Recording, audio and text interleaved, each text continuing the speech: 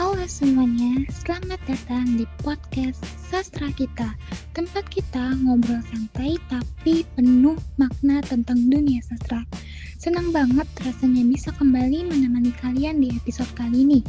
Buat kalian yang baru pertama kali dengerin, selamat bergabung. Podcast ini hadir sebagai ruang berbagi cerita, diskusi, dan tentunya apresiasi terhadap karya sastra yang mungkin selama ini terasa jauh, tapi sebenarnya sangat dekat dengan kehidupan kita. Pernah gak sih kalian merasa kalau sastra itu cuma sekedar tulisan atau cerita yang hanya dinikmati di bangku sekolah? Padahal karya sastra itu lebih dari sekedar rangkaian kata-kata yang indah. Di balik setiap puisi, cerpen, ataupun novel, ada pesan yang ingin disampaikan oleh penulisnya. Bisa berupa perasaan pribadi, kritik sosial, ataupun cara pandang terhadap dunia. Sastra itu adalah cerminan kehidupan, tempat di mana kita bisa melihat dan memahami berbagai realitas dari sudut pandang yang berbeda.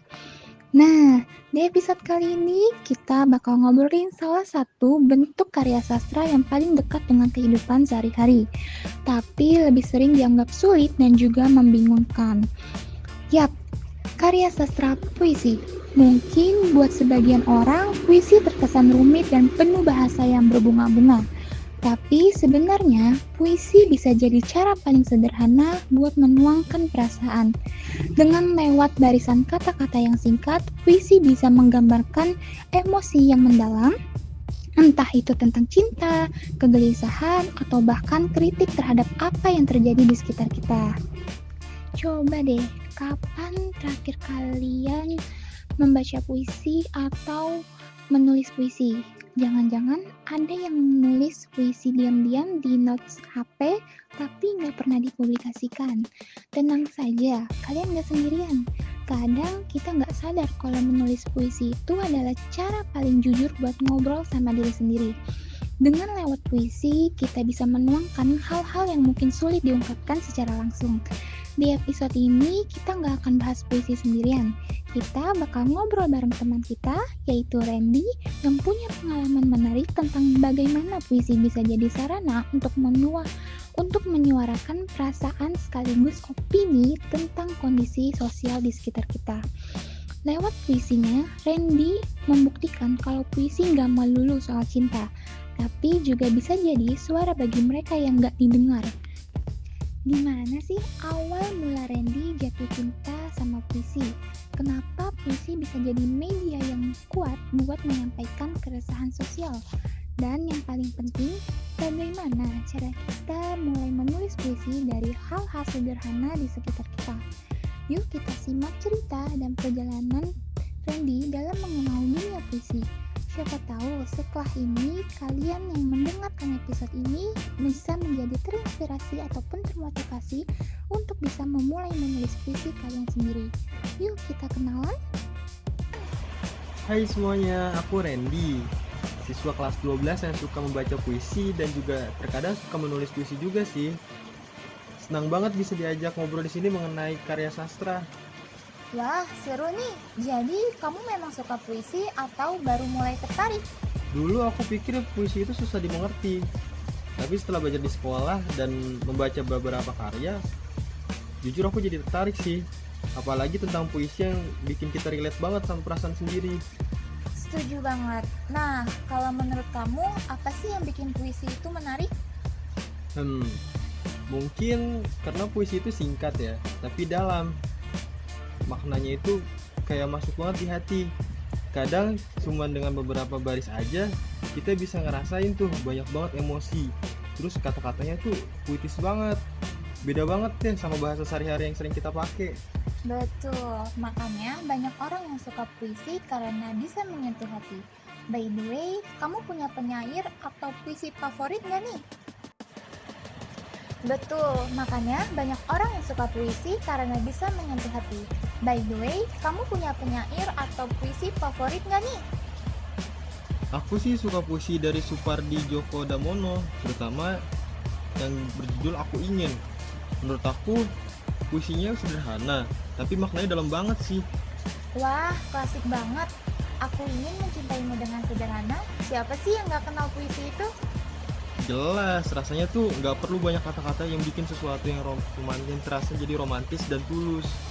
Nah, tadi kan kamu bilang kamu suka menulis puisi. Coba dong sebutin salah satu judul puisi yang pertama kali kamu buat.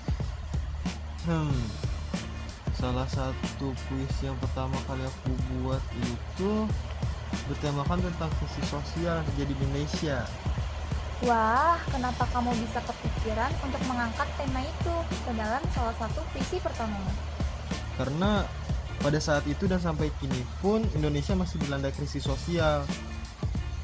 Tentunya di berbagai aspek sih, seperti aspek politik, sosial maupun lingkungan. Oh, gitu. Adakah tips buat teman-teman yang mau mulai menulis puisi?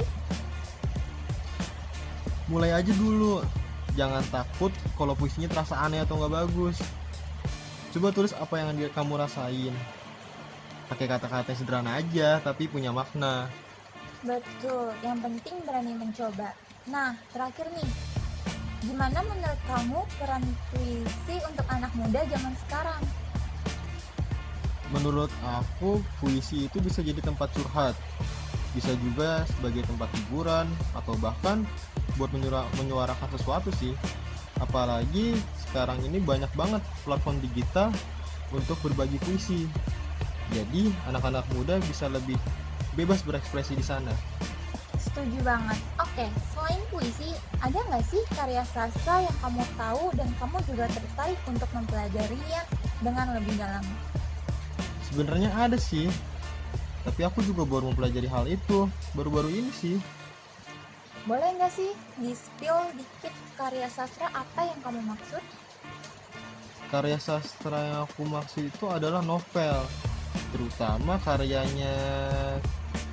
dari Terelie sih. Memangnya kamu tahu siapa Terelia itu? Sejujurnya aku tidak tahu siapa dia, tapi aku tertarik aja sih dengan novel-novel yang dia buat. Kalau boleh tahu, emangnya kamu juga pencinta karya sastra? Iya, aku juga tertarik dengan karya sastra, khususnya novel dari Andrea Hirata, karena novelnya menceritakan berbagai kisah seperti kehidupan, perjuangan meraih impian, dan juga kehidupan anak-anak miskin. Oh, Andrea Hirata, sepertinya novelnya sangat menarik ya. Aku juga sering mendengar itu dari cerita teman-temanku. Apakah kamu mengoleksi novel tersebut? Iya, tentu saja. Apakah kamu minat untuk membacanya? Minat sih, tapi sepertinya aku juga tertarik dengan karya Andrea Hirata. Namun aku belum memiliki koleksi dari karyanya. Bolehkah aku meminjam salah satu koleksi novel Andrea Hirata yang kamu punya aja deh? Tentu saja boleh. Sebutkan saja judul novel apa yang ingin kamu baca. Baiklah, sepertinya aku harus mencari tahu dulu siapa itu Andrea Hirata dan genre karya yang sering dia ciptakan agar sesuai dengan kemauanku. Oke, makasih banyak buat obrolan hari ini, Randy. Seru banget ngobrol soal puisi dan sedikit membahas tentang novel. Mungkin nextnya kita bakal banyak hal seru tentang karya sastra lainnya. Sama-sama, semoga makin banyak anak-anak muda yang tertarik baca dan menulis puisi. Amin. Oke teman-teman, itu tadi obrolan kita tentang puisi. Yuk kita mulai untuk berani eksplorasi dan mencoba menulis puisi kalian sendiri. Terima kasih telah mendengarkan podcast ini. Semoga pembahasan yang telah disampaikan bisa menambah wawasan dan juga memberikan manfaat bagi para pendengar. Jangan lupa untuk terus mengikuti episode-episode selanjutnya dengan topik yang menarik lainnya. Kami juga sangat terbuka untuk mendengarkan pendapat, saran, dan juga pertanyaan dari kalian. Jangan ragu untuk berbagi melalui kolom komentar atau media sosial kami. Sampai jumpa di episode berikutnya. Tetap semangat dan mencintai sastra. Sebelum ditutup, saya ada sedikit pantun. Burung dara, burung cendrawasih. Cari dulu di Papua. Cukup sekian, terima kasih. Semoga bermanfaat untuk semua. Baik, wassalamualaikum warahmatullahi wabarakatuh.